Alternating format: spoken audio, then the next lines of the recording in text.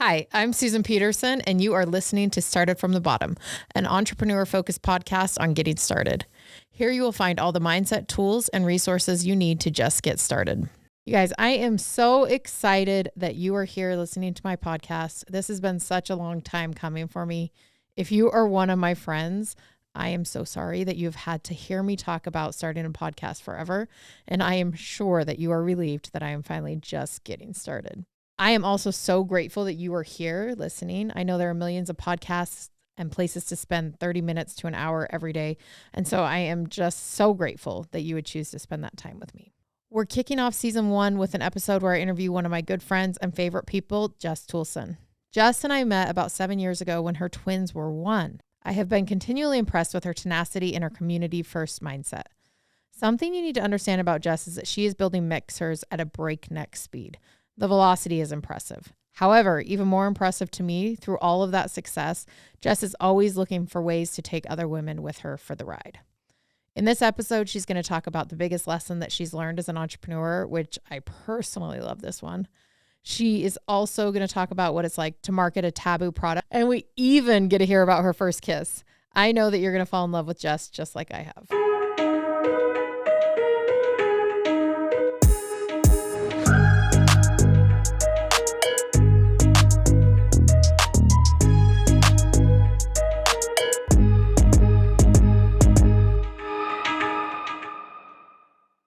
Jess, thanks for coming on.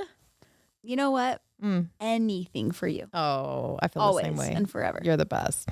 Okay, so this podcast is called Started from the Bottom. So Now we here? Yep. Okay. And now we're here. How did you get started? I got started because I had a problem and I needed to solve the problem. And I think that there's nothing more powerful than a woman that has a problem to solve. And I think women will do absolutely anything to solve some things in our personal lives or for those around us. And so for me, got started, I didn't even know Mixhers was going to be anything. That wasn't the intention. It was me trying to solve my hormone health. I was postpartum with my kids. Worst periods ever. So after the twins? After the twins. Just worst periods ever, worst acne, worst PMS symptoms every month. And I was 24 years old. Like so frustrated and just 27 years old, feeling so frustrated with my health and not like hold this right here. Life. Yeah. I just like to look at you. I know you can just like look at me like this. Just get it right in your face. Yeah. No. So yeah, I just needed to solve my own personal hormone health. And that was what set me off on a journey. And I tried every solution out there, tons and tons of doctor's appointments, tons of prescriptions and topical treatments and things. But it was really a holistic health journey that set me on my way, ended up being the solution. That solution is now what we call Her Time. It's a formula for women to help balance their hormones. And that is our flagship product at Mixhers. Yes.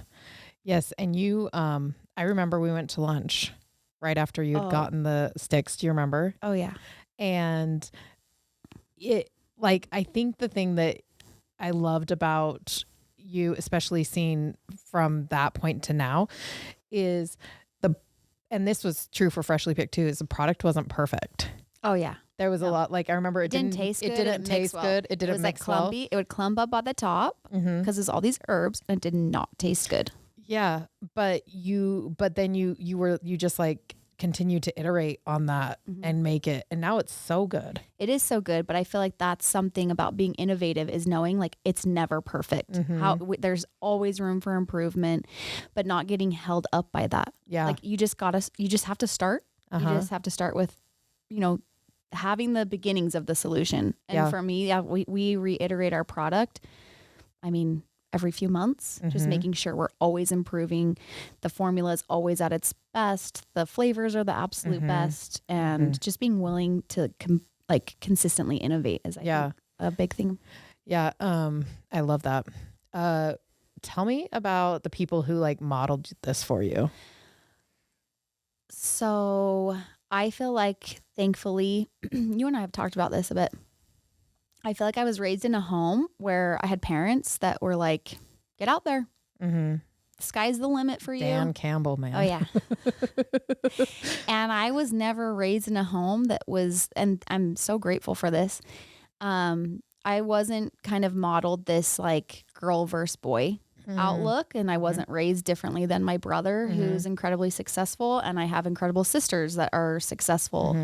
But I wasn't raised in a home that was like, this is your path. It was, what do you want to do? Get after it. Yeah. And you're going to be doing something. And so I feel like I have an incredible entrepreneur as a father. And I saw all that he was able to do. And then you have modeled this for me. You know, Susan's one of my most favorite friends, obviously. Oh, you're so nice. But our friendship came through mentorship. And Susan's one of the very first people that actually let me know, like, you've got something, go for it. And gave me, it like instilled confidence in me. So yeah, you've done it, and you've done that for so many other women as well. So many women, their journey starts with Susan. You're really nice. It's the truth. I feel like you do a good job of that right now too. I always say Jess Toolson's going to be the most successful female entrepreneur in Utah. I know that's a lot to put on you, but I'm always like, and she's going to take us all with her. I'm like slipping and falling the whole way there. No, I got it. You're doing incredible. But like, so from your dad and then also your brother too, right? Yeah, he's incredible. Well, and I think in that as well, like while my mom, she was a stay-at-home mom and an incredible mother, she has always raised me in a way that was like, you can do hard things, you can do big things, we get it done. And that's really, really affected me with Mixhers, because I just know that my mom has always been like, we can do hard things. Get up, get after it. Also, do you remember, was it Margot? Or no, your which twin? Remember at the 5K last year? Oh my gosh, Marlo. Marlo. Why did I call? I'm sorry. So we were just talking. Yeah. Yeah. But do you remember you guys were, so Jess's kids used to go to my kids' school, and they do a 5K at the end of every year. Which is a long way for kids to run. They are first graders. Yeah, first graders. When they came home and said they were running a 5K, I'm like, they got the wrong grade. They're like, no, Mom, 5K. I'm like, the whole school does it. Yeah. And then you were running with her, right? And what did she say? I can remember. So she got a side ache. Yeah. It was like mile 2. And I was with one twin. My husband's with the other. Yeah. And she has a side ache. And I'm like, Marla, we can stop and walk. We can stop and walk. You can walk it off. And she's like, I am not a quitter, Mom. We can do hard things. And she's like grabbing her side. And I'm like, you know what?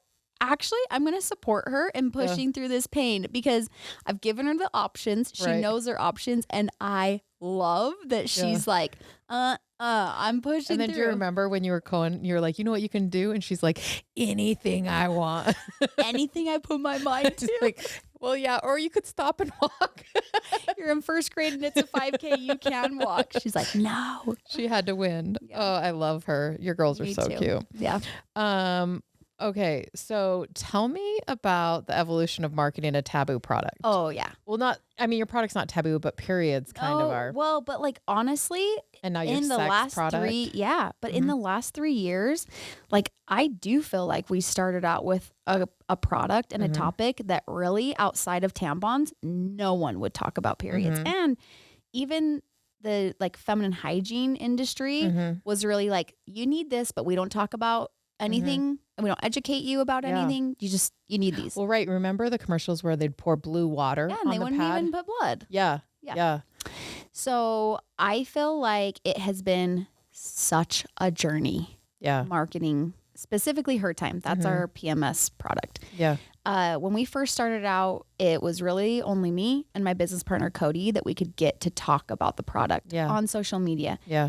And I feel like we gifted our product, and which was hard because it's so expensive, and it's hard to wrap your head around, like giving your product out to people with, like, you hope that they'll do something with it, but you don't know for sure, and you can't pay anyone. You can't afford to pay anyone. No. So we started out just trying to gift our product to anyone that would take it. But periods were super uncomfortable to talk about on Instagram. Yeah. And so no one would really talk about it. They would tell us, I'm enjoying the product. I had my best period ever, or, oh my gosh, I didn't have a menstrual migraine for the first time in 7 years, things like that. So they would tell us, but they were too embarrassed to share on social media, but they would share it with the women in their circle, in their day-to-day lives. Say it louder for the people in the back, please. Yes. But for us, it was just so much persistence, continuously reaching out to influencers and just hoping that someone would take a bite.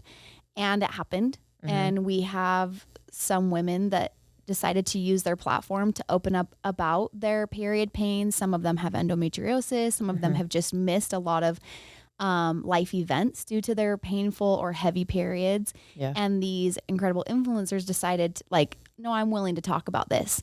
And what happened was they saw their audience was so responsive. They didn't really respond on comments on a feed, but if it was stories, they would get DMs flooding in. Thank you so much for talking about this. I haven't had anyone to talk to about this. I relate to this so much. Or like, oh my gosh, this is like my sister. And so they recognize, like, oh my gosh, me being vulnerable about this topic, there's thousands and thousands of women in their following that are so grateful. And then that's what we did with Her Love. We opened up low libido for women, which is like, periods is one taboo topic. You talk about sex with women, it's another topic that there's an assumption that women don't want to talk about it. They don't care about their sex life. That's not the case. No. And that has been like a viral product for us, because women, I feel like we're feeling this movement and it's happening, and it's just like at its boiling point where women are like, don't tell me that I have to accept poor health. And don't tell me what things I do and don't like. And I'll talk about what I want to talk about. I love Her Love. You do. I know you do. I love it. What did I call it? My marriage counselor. It's such a good product, and it's it's a building product. So it like builds on itself, and one day you turn around and you're like, whoa. Yeah, my orgasms have never been this amazing. It's really good. Increases sensitivity. It's great. And blood flow, and just like, I felt like a teenage boy. Like always thinking about it. Always wanting it. Great. It works. It works. Yes, we love it. Okay, what is one lesson you learned early on, good or bad, that is still true today? I felt like going into Mixhers, there was so much I did not know how to do. Like, didn't know how to start a website, didn't know how to work with influencers, didn't know what packaging should look like. And I was just consistently like overwhelmed. Like, I'm supposed to know these things, I think. What's a P&L? Like, oh my gosh. Remember, Susan knows all my like deepest, darkest fears of running a business. I have been in board meetings Googling things before because I'm like, wait. The SOS. Yeah, sure. The SOS texts I've sent to Susan or my brother in a meeting. SOS, what is KPI? It's fine. We learned. What is it? We learned. Oh my gosh. Now you're key performance indicator. There we go. I'm sweating. I know. It's like it's like when you know. Well, it's like when you know someone's name until you have to introduce them. How many times have we saved each other with names? Well, I'll be like, "Hi, I'm Susan. What's your name?" Oh my gosh. Because I'll know everyone's name until I have to introduce them to someone, and then I forget, like, in that split second. So something I learned. I wish I would have learned it even faster, but it's still applicable today. And we talk about this all the time. No one really knows what they're doing. No one knows what they're doing. No one knows. No. But I love when there's people that have learned and are further on in their journey or have made it that are willing to share. To help make someone else's journey faster or a little easier, or instead of like, watch out, you're like this little pitfall that that may come up, like, this is how I would get through it. This is what I did. I love people that are willing to like share their journey to just help make your journey. It's not like it makes it easy. No, you have to go through it on your own. But I think I had to learn, instead of being so intimidated by like this business world and by all the people that had already gone and done it or whatever, wrapping my head around, like, actually no one has every answer. Everyone just has to have the willingness to learn. Yeah. And I think it's the people that are successful are the people that are just continuously willing to learn something new, learn it. And I think that's something that is still very applicable for me today. Right. I definitely have so much left to learn, so much left to do with my business. Yeah. But I'm really fine to admit the things that I don't know and learn.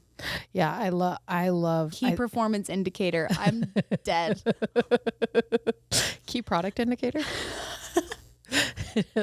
Oh, but you know what? Hey, I can laugh at myself too. You can learn dances on TikTok like nobody's business.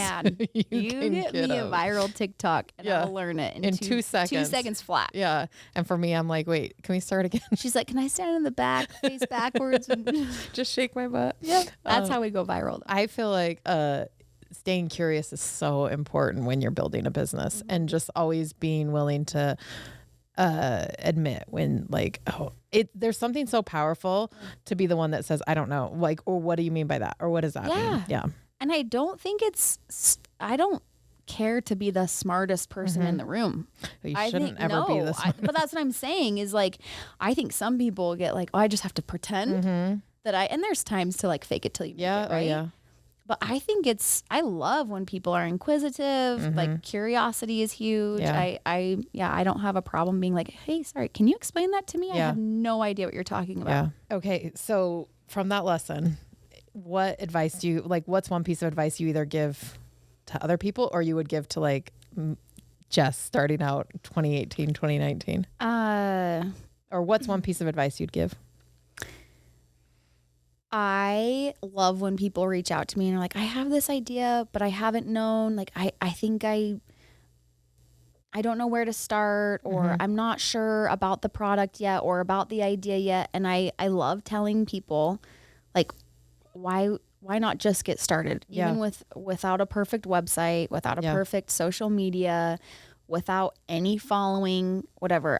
My biggest thing is I don't want to look back and have regrets. I don't want to get 10 years down the road and be like, well, like, what if I would have just tried? So that's my biggest piece of advice when people are like, I don't know if this is a good idea or not. I'm like, well, in a few years, will you be mad if you just look back and realize you didn't even try? Yeah, you will be. So try.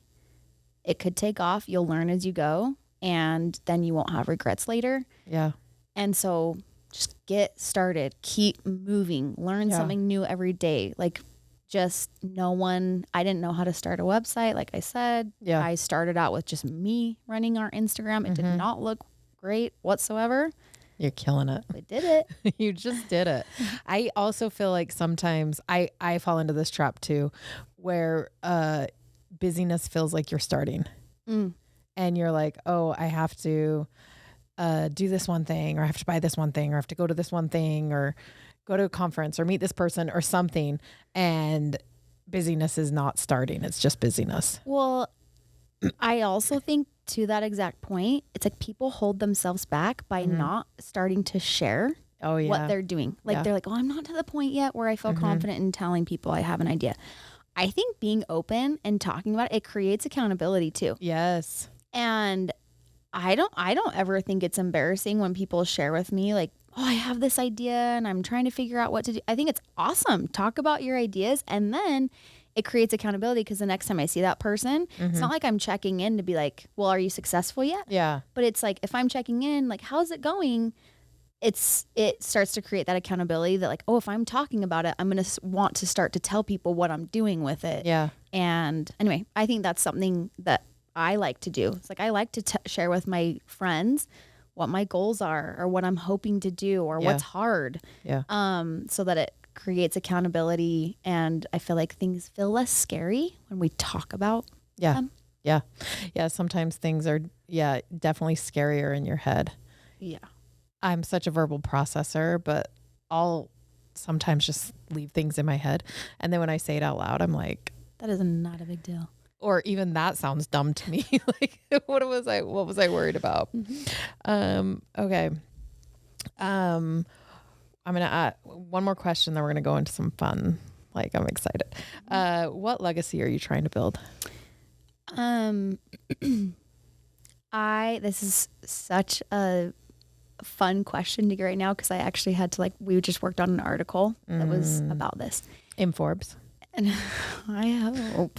Soon. I think when I first started Mixhers, it was like, oh, this is a product that will be really great for like the women in my life. And now Mixhers has become so much more important to me because I realize that I'm affecting my daughter's future. Yeah. And like they haven't had their first periods yet, whatever, but I'm realizing like so much of what I can do actually affects my daughters. Yeah. And then I step even further back and I'm like, generations. My grandbabies could benefit from Mixhers through the products, like her time. And I want to be the brand that leaves the legacy and is known for being the brand that stopped women from experiencing painful periods. Oh, I love that. And I feel like we've accepted this pain and all of these bad symptoms for so long. And I'm like, let's be the brand that in our future generations, girls grow up just knowing, oh, I started my period, Mixhers and tampons. Like that's just becomes the norm. And I want to be known for the brand that cared enough about women to create the period solution. Oh, I love that. I love that. Okay. We're going to do some rapid fire questions. Well, I guess they aren't rapid fire because they require a little bit of thought and also fun stuff. Who was your first kiss? Oh my gosh. Is it a good story? It was like through a fence at my middle. Like a wrought iron fence. I remember it was like the middle school and then because I was thinking like, what's that like cross fence? Like yes. Nope, not barbed wire, but it's like barbed wire. We're like the little cut at the same time. No, it's got the little diamonds. Like chain link. Chain link. Yeah, that's what I was thinking. It's like a wrought iron fence. Okay. What was your last or your favorite embarrassing moment? Oh my gosh. Okay. The funny thing about this story is the day that it happened to me, I had a conversation with the people I was with about how I really, and you know this about me, I really don't get embarrassed easily. You don't? No. Like everyone can be embarrassed for me in a situation and I'm like, I'm good. Yeah, because Jess will, if it's like April Fool's Day, just don't answer the phone, don't answer anything. Jess is going to try to get you. It's like, it's the most stressful part of our relationship. And you hate. I hate surprises. I hate surprises. I hate pranks. Which is funny because your best friend is obsessed with both. No. So embarrassing moment. I'm driving up to meetings up in Logan and I'm like, we're sharing, like everyone's sharing embarrassing stories. Yeah. I'm like, guys, I don't really have one because I don't like hold on to embarrassment, but like, I don't know. So we're up at these meetings, massive building, glass walls, glass doors everywhere, everywhere. And hundreds of people working. Yeah. I've been there. It's big. Yeah. And I'm like walking down a hallway, having a conversation. I'm looking down at my phone and not 5 minutes before I had said, do people walk through these doors like all the time? Because they're all just glass everywhere. And they're like, oh, like all the time people have broken their noses, broken their glasses, whatever. I'm like, oh, that would suck so bad. 5 minutes later, I'm walking down the hall on my phone. Someone's talking. I like look up to walk through a doorway and like the door had been open for me. Well, I walked into the glass door, like boom, like full forehead. Thankfully, my phone kind of caught it in front of the entire customer service team. So probably 80 people. Okay. And the worst part about it, this is why I was embarrassed.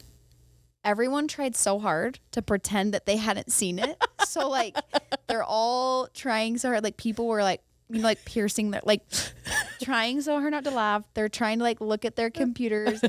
I have tears streaming down my face. The people I'm with are just dead. And I'm like, the reason this is embarrassing is because everyone's not just laughing at me so that it's funny. Right. I'm embarrassed because everyone's like, let's pretend we didn't see that idiot. Yeah, like they have secondhand embarrassment. Oh my gosh. Went back a few weeks later, went to that department. And I'm like, can we all laugh about that now today? And they just started dying because I smashed into it so hard. That's my most recent. Yeah. I love it. Okay. Last time you said, I love you to me. Walked in the room. I love you.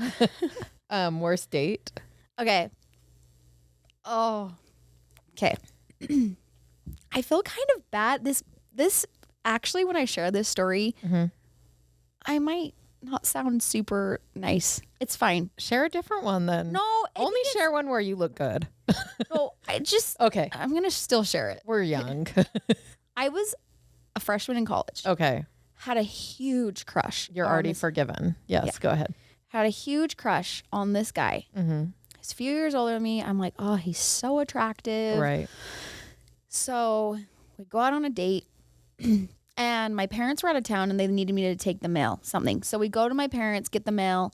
And then he's like, oh, your parents have a piano? And I'm like, yeah. And he's like, oh, can I play the piano? Okay. I'm like, sure. Well, he sits down to play the piano, and like musical talent, so impressive. I have none, but like so amazing. I love when people can play instruments, can sing well. Well, he starts to like he's playing the piano, but like doesn't sing and doesn't say words, but starts to like making sexy noises. And I was like, oh my gosh, I cannot get out of here fast enough because he just kept like. I don't know what was it like jazzy? Like, yes, okay. And I know that's the part that like sound, I don't know. And I just was like, if you want to like sing or like stop the noise, I don't know what you're doing. And that was like the most awkward. We go? You got the ick big time. Yeah. Yeah, I gave you the ick. But I'm like, if you had a great voice or like if you only played the piano, it was great. But like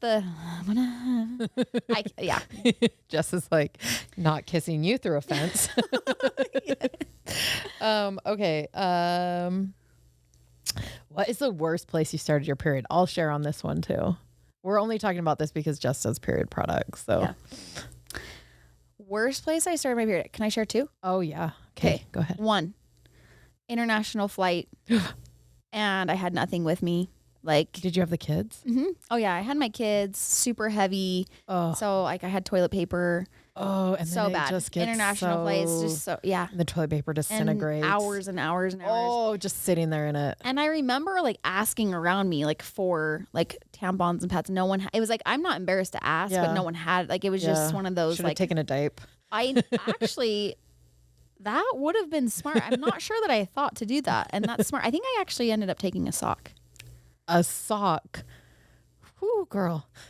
Good thing they're self-cleaning. I don't know. I was being resourceful. You really were. Second, teenager, the typical white swimsuit, end of year school party. Oh, pool white party. Swimsuit. Wow. It was so cute. I like had a ring, halter. Like I loved the swimsuit. You probably looked so cute. hot. Yeah. And started my period and everyone saw. It was like one of those. Oh yeah. Yeah. And teenager. So it was just like and you can't, it's so hard to like come back from that as a teenager. Yeah. Because then you're known as like the period girl. Yeah. And look at me now. You almost have to move. I'm like, I'm still the period girl. 20 years later, still her. Mine was I was in New York doing desk sides and it was like winter.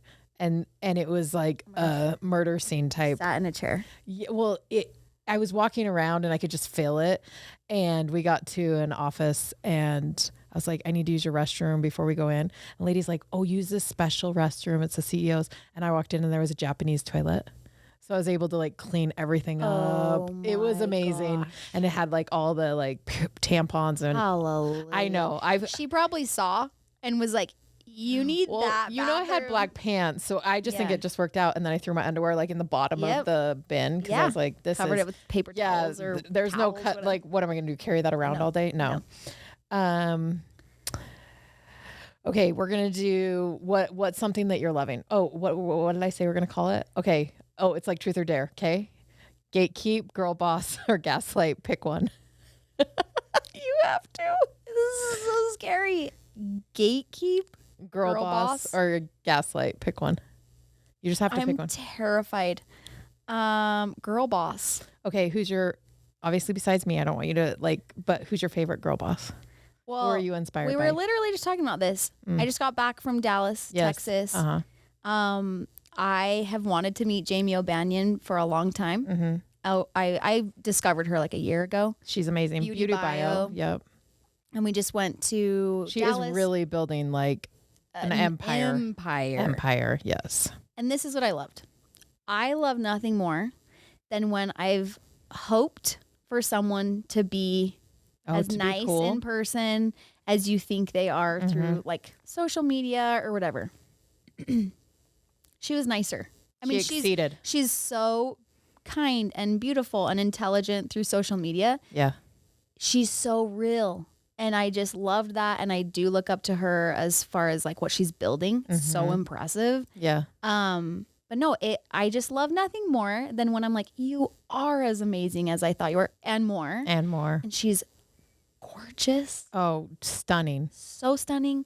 But she's so kind. And that to me, like watching her interact with this impressive room of influencers. And like, I even pay attention to how she's treating her team as they're going about the event. And it was just really amazing. And I look up to her. It was really great to have that experience where someone I've looked up to is someone I'll continue to look up to. Because I think you can have the opposite experience too. Yeah. Yeah, you definitely do. Yeah. Everyone has off days for sure. Yeah. Okay.